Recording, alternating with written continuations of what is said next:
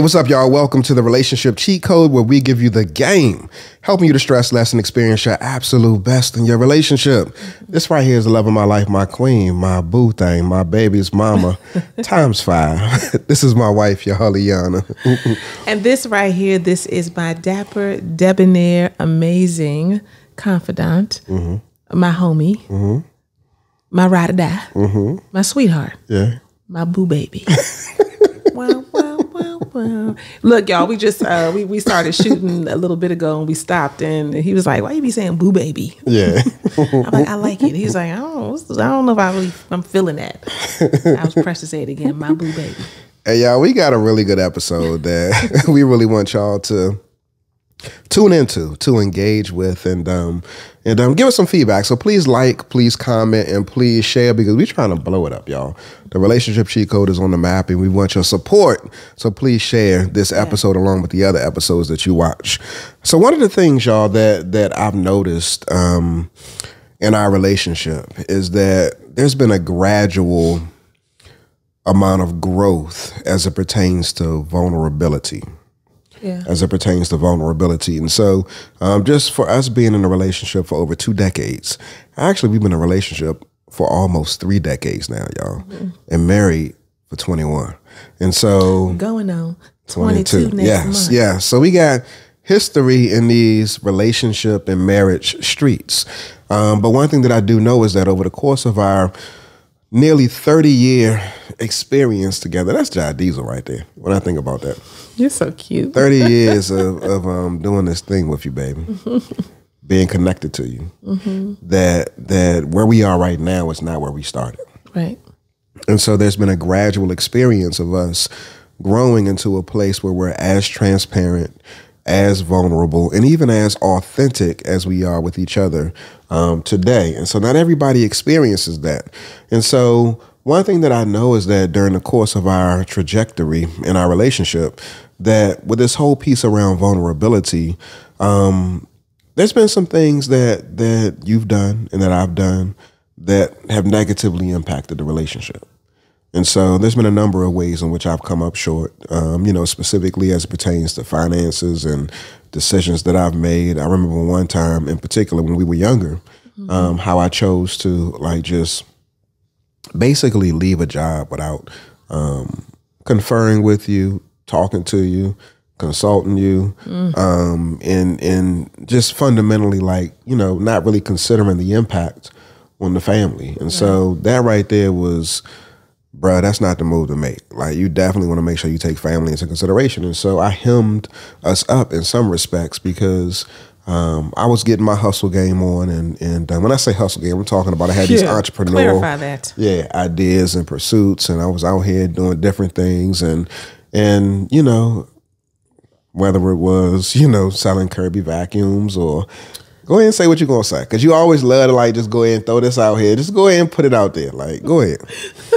My wife, she always be joning on me, y'all. No. You were selling Kirby vacuums, which is fine. Yeah. Kirby, we still got our Kirby. Yeah. Do we not? This ain't no ad for Kirby. Kirby, if y'all want us to endorse y'all, if y'all wanted to be an ad, we can do that.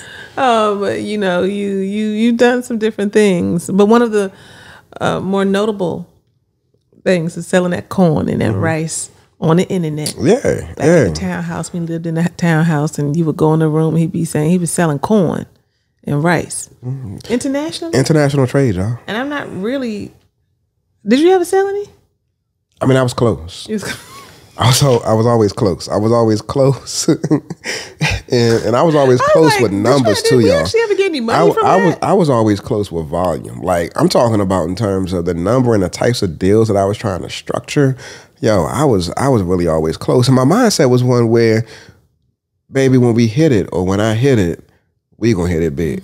And so I was trying to make sure that you were taken care of and that the family was taken care of. And so I'm like, bump this 9 to 5. And during that time period, I was in the school system. And I was like, yo, I'm dealing with the stress of this and dealing with young children and the overwhelm of all of that. And so I'm like, yo, I'm trying to be in this entrepreneur piece. And so my wife, she was actually very supportive. But the thing that I do know is that anybody, specifically a black woman, If things ain't adding up to the degree to where you can get certain things paid, like utilities, et cetera, then, your ambitions, your goals, and your dreams, while they will still support you, the reality is that some day-to-day stuff needs to get done. And so I wasn't doing that. And I was placing that weight on my wife. And I was wrong for that, y'all. And so, when I reflect back to those time periods, that's one way in which I knew that I was coming up short. And so, one thing that I know is that during that time period, and this V word is important. So I mentioned vulnerability earlier, but I'm going to flip it in a second. So during that time period, we were having conversations and we were expressing thoughts, feelings, and the communication was flowing. And one thing about us is that the connection has always been like just real palpable and electric and fiery and intense and organic boo. Come on now. Orgasmic and all of that good stuff. So it's always been there. But at the same time too, we've had to be intentional about making sure that we constantly, add fuel to that fire. And so, but during this time when we're experiencing stress and I'm not handling my business the way that I need to, there were some hard conversations and I was vulnerable with you and you were vulnerable with me. And so that's what's required in order for us to have the type of relationship, or at least to grow to the place that we are now. But with that though, so I'm being vulnerable, you're being vulnerable, you're expressing what you want, what you need. I'm expressing what my dreams and what my desires are. And sometimes we're not seeing eye to eye. And so during this space and during this time period, in the midst of all of the vulnerability, sometimes, y'all, there can be vulnerabilities. Vulnerabilities. And so tonight, or for this podcast right here, we want to focus on vulnerability, but also vulnerabilities that may be impacting your relationship. And so when you think about just your experience, baby, do you feel as though you've grown as it pertains to your vulnerability in your relationship with me? Well, look, I was going to say, let me just say this. I mean, when you tell this story from our relationship around money and finances and job security and all that kind of stuff and raising a family, I'm just like, wow, I don't even know if anybody saw, as my husband was talking, I was smiling. And then I like to chuckle and make fun of him selling corn, you know what I mean? And so the fact that I'm in this space, and we've been in this space for a long time now, that was very early on in our relationship and our marriage, it's just a blessing. And so I just want to mark that. I want to pin that right there for somebody who's in a funky ass space. You know what I mean? It doesn't matter what space it is. When you have small children, there are stresses that you experience that are more significant than when they get a little older. And then when they get a little older, and then there's empty nest stuff and all that, right? The stresses change. You perceive things differently. When there's money issues, right? Things feel different. And I think that one of the things that I'm just really proud of about us, and I'm grateful for, is that I don't even know if always early on I had this thought, but somewhere in my spirit, somewhere on the inside, I knew that this too shall pass. I knew this too shall pass. How did you know that? You know what I mean? Because I don't feel like it was a conscious thought, because I know I was hella frustrated. We were going to counseling and I was like, when are we going to move from this space? But the question wasn't, will we move from this space? The question was just when. I just always had an expectation that we're going to get in alignment. It has to be, because I know that my husband, I knew that you had my best interest at heart, our family's best interest at heart. How did you know that though? I just felt as though you were a little selfish, a little self-absorbed. And as time went on, sometimes I thought you might be a little comfortable too. You know what I mean? Yo, this podcast, it was supposed to go a certain direction, but we may end up going somewhere else. Because what you're saying is so profound, because there's a lot of women, you're speaking about just this knowing that we're not going to always be here, we're going to be somewhere else. And so I don't know if that's based off of an unwavering belief in God and you, something that you saw in me. But there's a lot of women who are in a similar space that they don't know that it's not going to be like this forever. And so there was something that you saw, whether it was inside of yourself in terms of you not being willing to accept just staying stuck, something that you saw in me, or just this overall belief that like God got my back and I'm not destined to just be here. All three of those things. I mean, you just hit it. I'm like, wow, you're just taking the words right out of my mouth. It literally was that. And in the moment, I don't even think I was consciously aware of it. I just knew that we're not going to stay here. And we were in that space of time, struggling with that for a few years, you know, so it wasn't like it was just a heartbeat, but in the grand scheme of our marriage, it was just a drop in the bucket. You know what I mean? But at that time, it did not feel like it. And I think my belief and my faith in God, and what God has for me and what God has for us and our family, all of that, I think was there. I think for many women, you know, that is like core to who we are. You know, like you may not be up in here, but I'm going to go praise God and see what God says to me today about what I need to do to put one foot in front of the other, tomorrow and the next day. So that was always really important for me. But yeah, I mean, I think that this is the thing. A person, and in this case, you can be,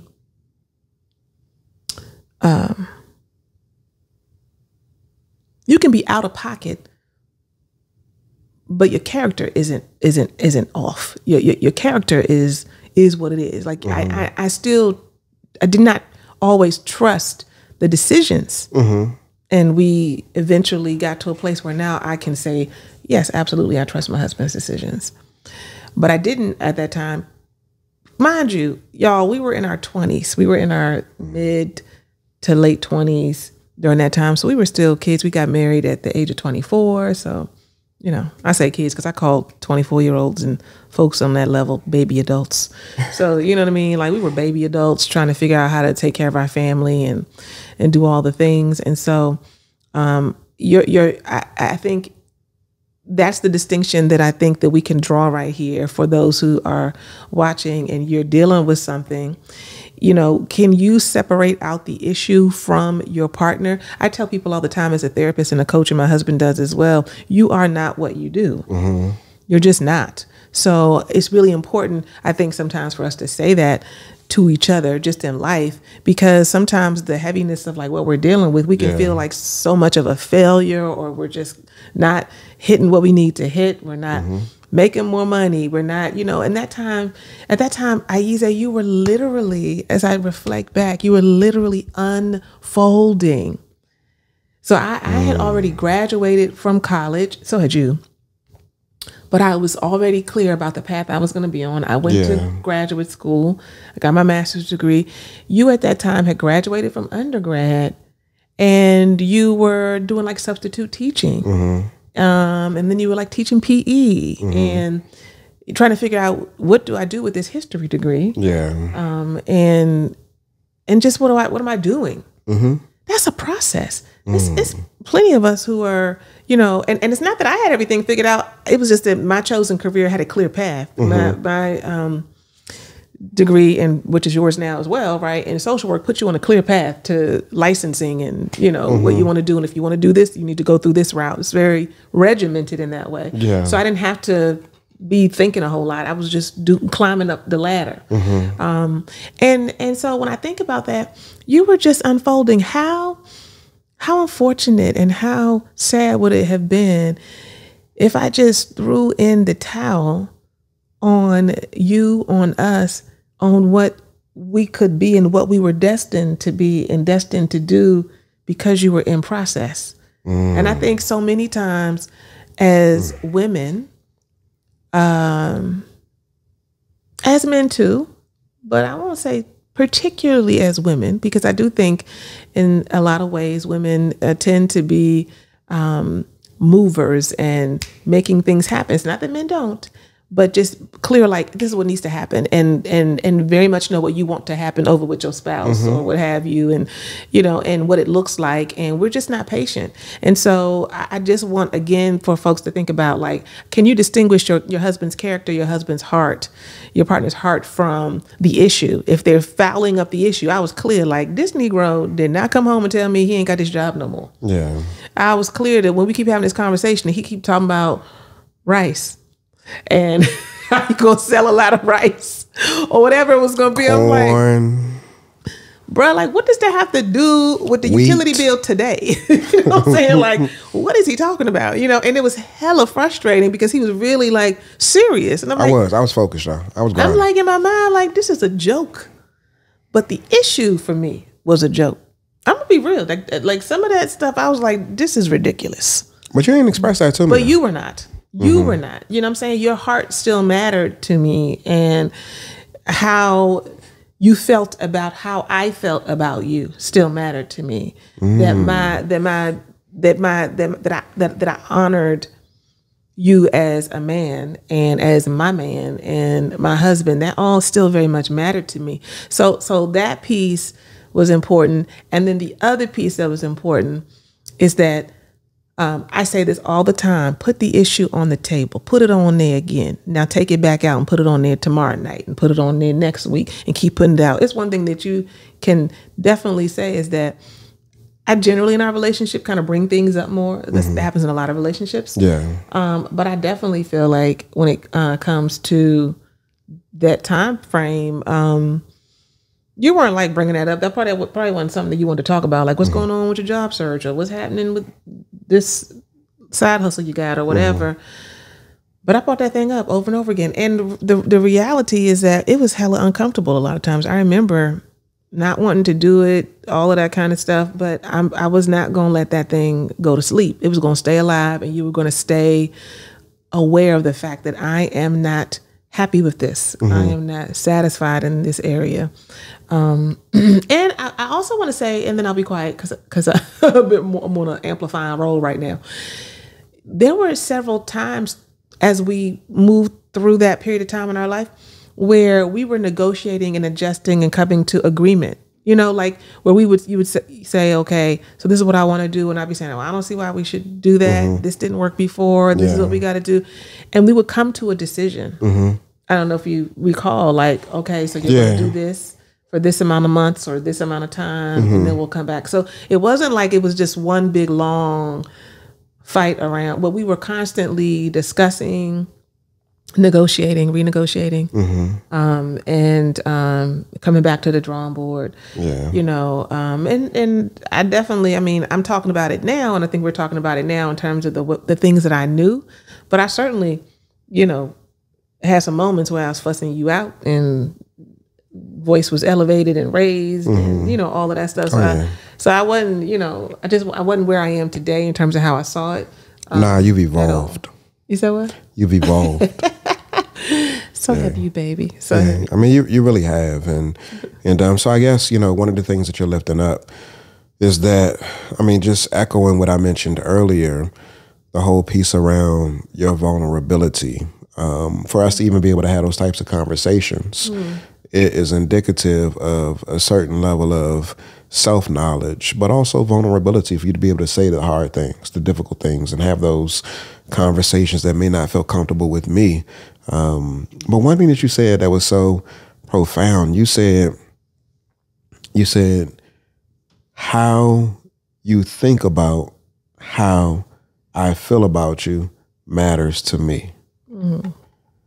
And that's a whole lesson right there in and of itself, because you're concerned about how I think that you feel about me, and so in many respects, it's like I want you to know that I respect you, that I honor you, and that you're my man, you're my king, and you're my husband, and I'm committed to you, and I see the divine within, and so that matters to me that you feel that way. And even though I'm giving you this critique, or and it's likewise too. Like, I want you, how you think that I feel about you matters to me as well. And so I'm not just spewing stuff, just loose with the lips and just giving you whatever, like the rah-rah and stuff like that. Like, it matters to me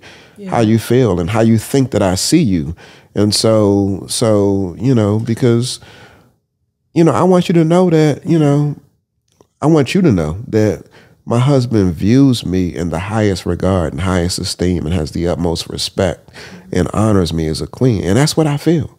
And so when you know that, then I'm doing my job. And just like when I know that, then you're doing your job. Yeah, yeah. And you know what I used to say? I feel like there are oftentimes, at least for women, we're in either one of two camps with this, and we really need to bring it back to the middle. So there can be the woman who is so overly concerned with that, that they're not putting the issue out on the table. If this is you, I'm knocking on your door. They're not putting the issue out there. They're doing it here and there. They're just getting quiet. They get upset. They say, I said it before. I've said this over and over again. You need to give volume to your voice. And you can't be so concerned with how your husband's going to feel that you literally let the issue handicap him. It's like we say with, anybody, especially we talk, I'm not saying husbands or kids, and I ain't saying wives or kids, but when we think about our kids, we know there's a time when we have to start to pull away and we have to give them some of that tough love, and we have to let them figure some things out. And we will not do that if we don't actually think that they actually have the capacity to endure the feedback, to deal with the fact that you're not just mommy's amazing son or daughter. You have some stuff you need to work on. If we don't think they have the capacity for that, then we will forever protect them and keep them from being able to be out in the world and handle their business because they've never experienced that kind of what can sometimes hurt, that kind of hurt. That is a real relationship. And so it's the same thing for our spouses. So many women are trying to, especially with men and Black men in particular, and this piece around making sure we honor them and all that, just wanting to make sure that they don't do anything to just take them out, that we're so concerned with that. We have left ourselves for dead.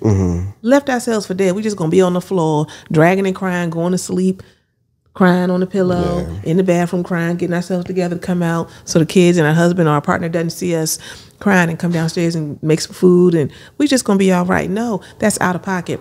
And likewise, there's another woman, and that woman is the woman who hasn't even thought about, how am I impacting my partner? They haven't even thought about it.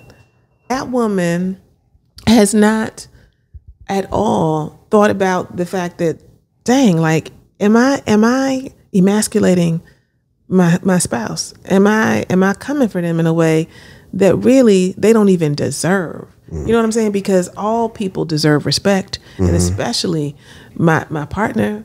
You know what I mean? So for those of you who find yourselves in that space, I would ask that you really think about, usually people who are in that space, they really have a hard time regulating their emotions. They have a hard time with their frustration tolerance. And you think that that's just the way I am. This is how I talk, and this is what I say, and these are the things that I do. And so my husband knows that that's me. I cannot be, somebody else. Well, let me just say this to you.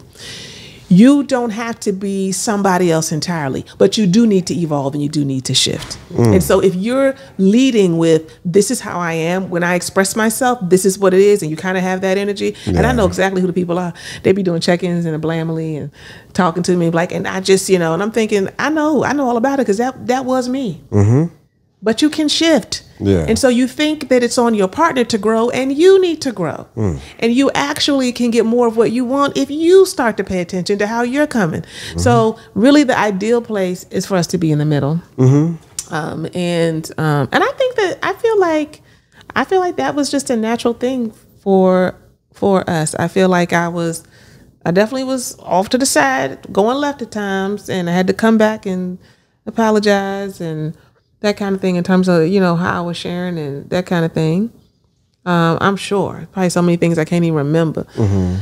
But I think in general, I think that I was concerned with both. I was concerned with not letting myself just sit in this place, and I was concerned about my own well-being. Yeah. Do you have as much concern about your own well-being as you do your partner? Mm-hmm. And I was also concerned about you and you know, where you were and what was happening and what you were doing. And I think that those two pieces are really important when you're dealing with funky stuff. Hey, what's up, y'all? So we know you're enjoying the episode, but check this out, y'all. We're not just any old random couple that's coming on YouTube every week just giving relationship suggestions and stuff like that. We're way more than that, y'all. Mm-hmm. We're trained therapists and relationship coaches. Yeah. This right here is my beautiful, incredible, sensational wife, Iana. And this right here is my dapper, debonair husband, Ayize. So y'all, we just want you to know that there is more. We don't want you to just be a spectator. We want you to get in here with us and join our community.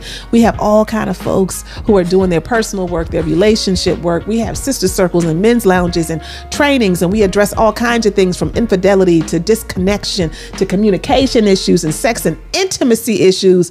Look, the solution is at blamcore.com. Join us. Yeah, I mean, that's real. And that whole balance piece that you speak about is so on point. I know that in our experience, one of the challenges that we had was that I was so, in many instances, so focused on you that I may have forgotten to focus on me. Yeah. And that can pose significant issues in a relationship. You know, for all the folks that grapple with codependency and you know, really othering and tending to other people and making sure everybody else is squared away, but neglecting yourself in that process. And you feel like, yo, I'm handling business. I'm on top of the world, or you're taken care of. Like, what's the issue? But if you're not good, and if you're not tending to self, if you're not honoring yourself, then you end up resentful at the end of the day. End up wondering, like, what about me? Like, why won't you do for me what it is that I do for you? And so there were spaces and places and time in our relationship over this nearly 3 decades where I experienced that. And what I will say is that during the course of these time periods, like, so we spoke about vulnerability.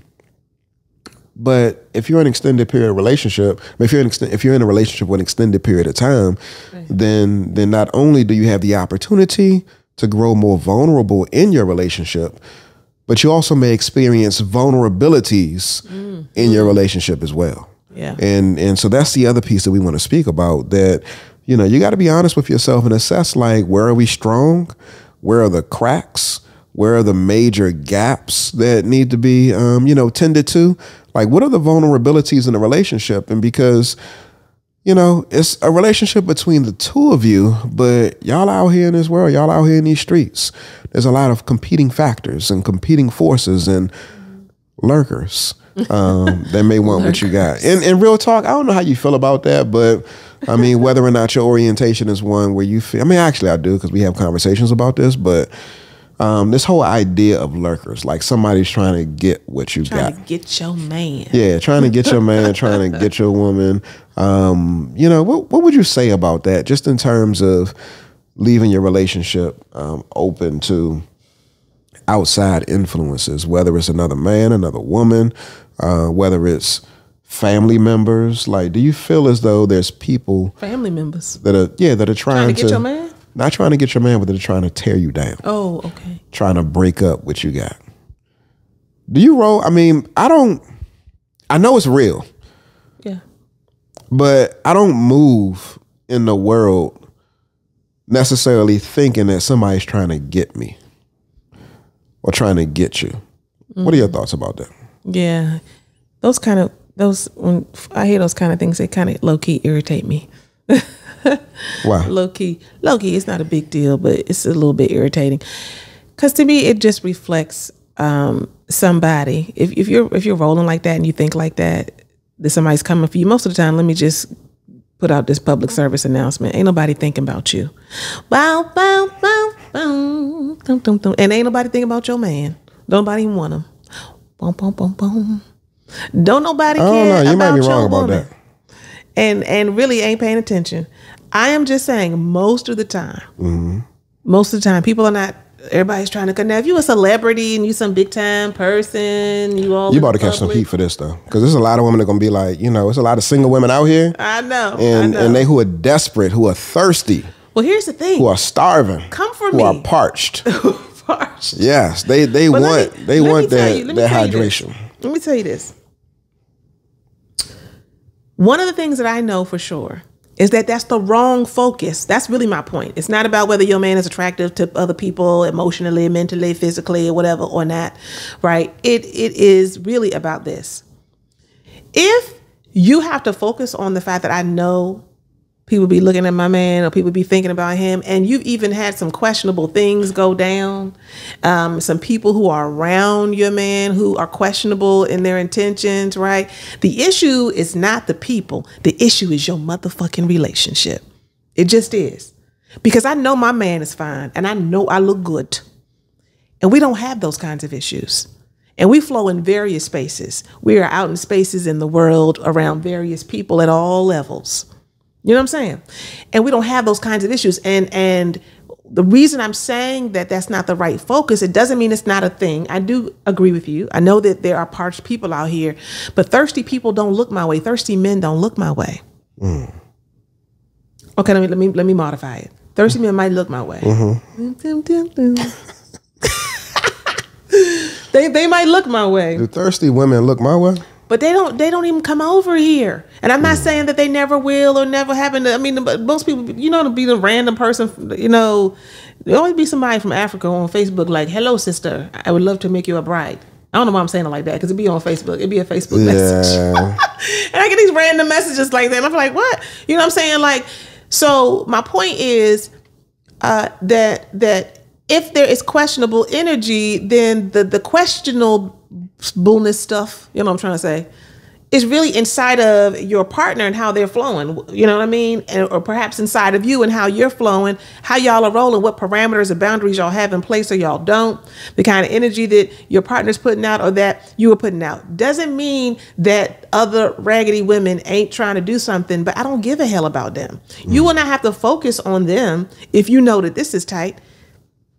If you were in a house and you have good security, you can think about all the people out in the world who are, some of y'all do this. This is a good analogy, that are trying to break into houses and steal stuff and take stuff or what have you.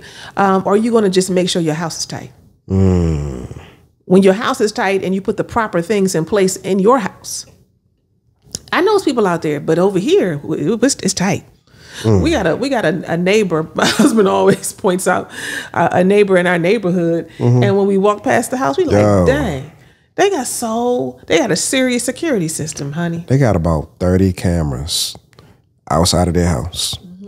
On the front, on the side, on the mailbox. Not on the mailbox. Yeah. You know what I'm saying? Like, it's like, it's like 30 cameras everywhere. And as soon as you like walk in front of their house on the sidewalk, the joint say you being recorded. I don't even know if that's legal. But they capturing every you being recorded. Angle. I'm starting to wonder, like, what they got going on there. Yeah. But here's the thing.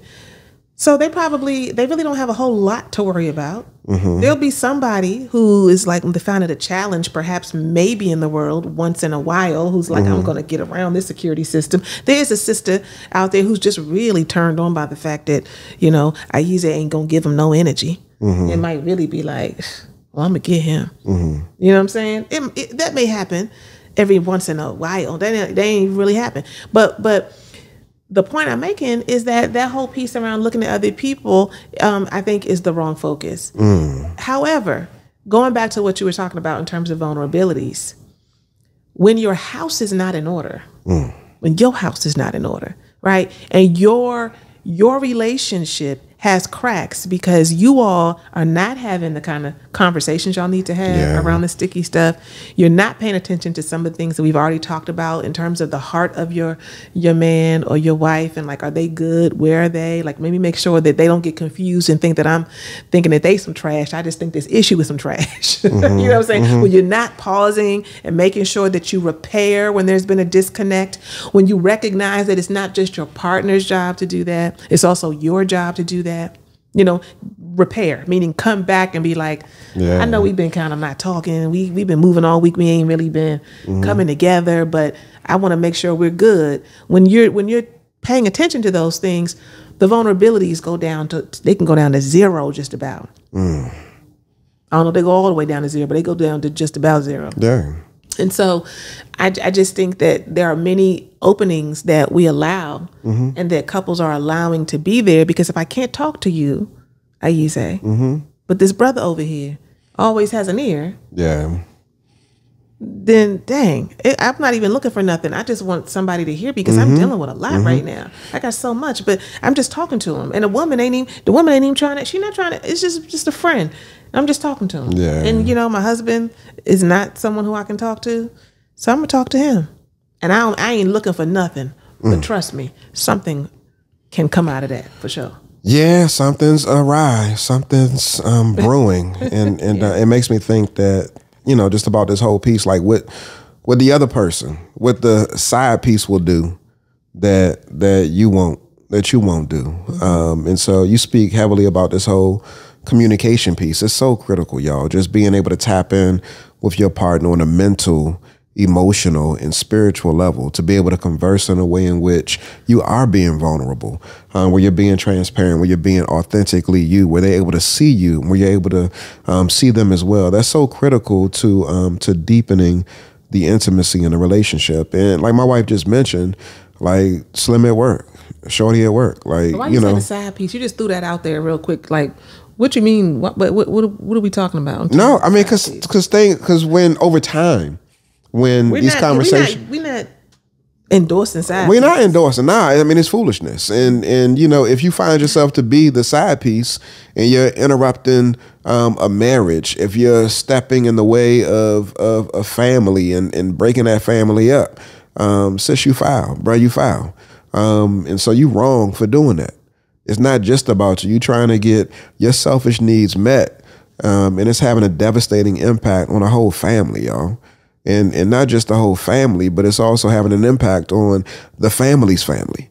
And so the children, when they have family, like your actions aren't just based off of you getting your rocks off. Like, you know, when the family separates, when it dissolves, like you're leaving a blueprint, an imprint on the children who then grow up to have children, and that could definitely impact the relationships that they choose to be in. You're talking about the partner, the spouse. Yeah, the spouse. So, you know, all of that, it just gets messy. So again, you're foul if you're in that position.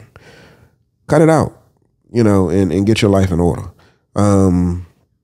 But what I'm saying is that I'm saying a side piece because the reality is that sometimes people allow these situations to linger, and then they end up choosing to be in a relationship with a side piece. And one thing that I do know is that in those situations, we're not endorsing side pieces.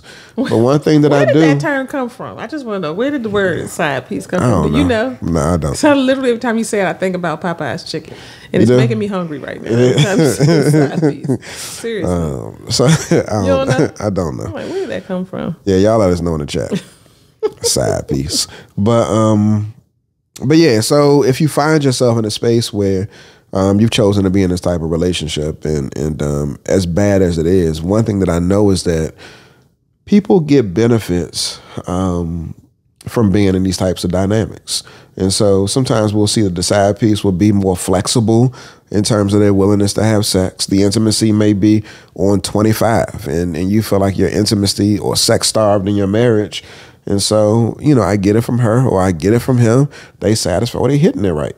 And so, you know, again, when we speak about cracks, vulnerabilities, and weaknesses and wedges in the relationship, we're talking about fortifying your fortress. And so if sex is a weak space in your relationship, up your game, bruh. Like, what can you do to improve the quality of sex and intimacy in your relationship? You know, if she's tapping in with him over there because she's getting a particular need met, again, she has a problem. So I want to emphasize that. Like, that's her decision that she's making, and she should not be making that decision. But if the sex is on point and you're handling your business, you know, it's less likely in some instances that she would actually be interested in shorty over there because she get her needs met with you. And so again, you want to fortify your fortress, not just as it pertains to sex, but as my wife mentioned a moment ago, when it comes to the way that you all converse. Yo, I mean, are you making intentional time to have conversations with your wife, have conversations with your woman? Are you checking in with them about how the course of their day is? Are you spending at least 15 minutes and looking into their eyes and giving them undivided attention? Are you putting your phone down? What are you doing to indicate that you're interested in them? And when I say them, I'm not talking about them over there. I'm talking about your man or your woman. Mm-hmm. What are you doing to demonstrate that? Like, you know, so these pieces right here are important. And also, too, when it comes to the way that you engage, the meals that are being prepared, the, you know, daily tasks and responsibilities that are being taken care of. Like, ask you some questions on go that. Ahead. Mm-hmm. So meals being prepared and tasks being done around the house. While this is not a woman's role solely, and many couples today sharing these roles. I'm just curious from a man's point of view. So if, let's just go with cooking. So if I come home, this man comes home or work from home, come out the office, you know, every day of the week, 5 days out of a 7-day week, and dinner, I get dinner made maybe like once or twice a week. That's a problem, and it's a problem to the degree that this becomes a vulnerability, like and again, we're talking about a vulnerability that as in like it leaves a crack in the relationship that somebody else can then come in and step in and kind of start to relieve some of the pressure from that. So talking to somebody, sex, all these things. So is the cooking? Yeah, it doesn't automatically become a vulnerability.